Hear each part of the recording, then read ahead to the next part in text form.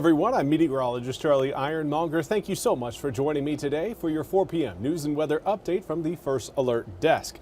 Now, we've got news out of Martin County, where a man who had cut off his ankle monitor has been rearrested by police. Martin County deputies say Stefan Counts was arrested this afternoon by police in Williamston. Deputies say the 31-year-old was wanted in Martin County for tampering with an electronic monitoring device, which was part of his pretrial release conditions on stalking charges. Now, Counts was also charged with 2 counts of resisting, obstructing, and delaying, and 1 count of disorderly conduct. He's being held at the Martin Bertie County Jail without bond. And now we want to turn our attention to a wild story in Florida that ended up having a very happy ending. It's a bit of a wild one. Michelle Meredith reports. Bungie! Bungie the alligator got his name in the most painful way. Someone wrapped a bungee cord around his mouth. Now, this all happened in Gainesville, and by the time he was found, the cord had sliced into his upper jaw. Looks like somebody made a loop, probably tried to capture him illegally, and somehow the cord broke off, and this cord was wrapped around his jaw. We don't know how long. So if you're a gator that's been hurt, needs help, needs to be rescued, where do you go? Where else but Gatorland? The gator docs here carefully removed the bungee cord, and now he's got a bit of a Scarface look going on. But he is perfectly healthy, perfectly fine. Our vet came in and checked him out, Dr. Bogan, and gave him the all clear. We decided to put him out here in our beautiful 10-acre breeding marsh where he can live out the rest of his life in alligator paradise. What kind of idiot could think they could catch an alligator with a bungee cord? Hey, we live in the state of Florida. You get Florida man stories all the time, so who knows? As you might recall, it was about 2 years ago a little girl named Jolene became the darling of Gatorland. Something or someone sliced the top of her snout off just below her eyes. Now she's living in Gator Paradise, hanging out with her best friend, Nellie Wafer, the turtle. She is doing very excellent, and she is feisty as all get out. Our gator expert says Bungie will do the same, find his place, get comfortable with his new home. And as always in Gatorland, he'll do it with a little help from his prehistoric friends. Very cool to see everyone healing there in Florida.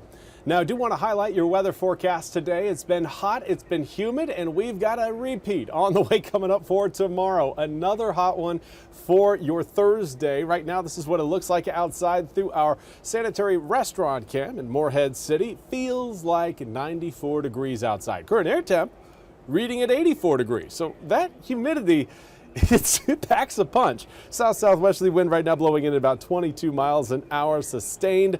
Zooming the picture in on the Carolinas again. We've got some cloud cover around the sea breeze front that's slowly working its way northward. But right now, the sea breeze front itself not really producing any sort of thunderstorm activity across eastern North Carolina. Now, could we see some rain coming up later on this evening? It's a possibility. But again, right now, you can clearly see where that sea breeze front is, stretching from Pamlico County across southern Craven, southern Jones, across pretty much the center portion of Onslow County, even extending down into Pender County. Now, the reason why we have these sea breeze front circulations is that the air over land heats up significantly faster than the heat over the ocean. Right now, you can tell just by looking at our daytime temperatures, inland areas right now in the low to even some instances close to the mid-90s.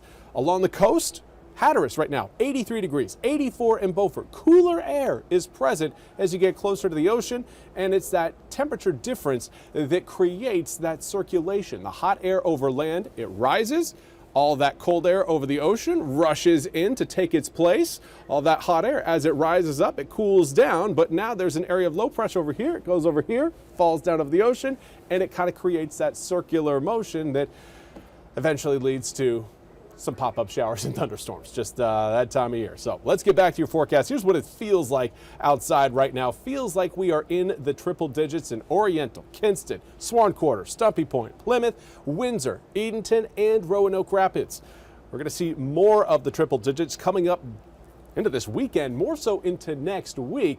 But humidity remains high. Now, these numbers have come down slightly from yesterday, but I'm not anticipating too much more of a correction in that humidity reading until we get that cold front you're seeing on your screen right there. Once that moves off our coast into the Atlantic, we should get a brief little taste of some drier air. Now, it's still going to be humid. It will still be humid even on Friday, but we will have, again, you will notice on the maps that you will see, again, a lower dew point. The question is, will we feel it? Probably not. Probably not going to feel it, but we will feel the thunderstorms coming in on Thursday night into Friday morning, which is why Thursday night and Friday morning highlighted in red as it is a first alert weather day. Coming up next week, we will likely maintain very hot temperatures as a high pressure ridge builds over eastern North Carolina.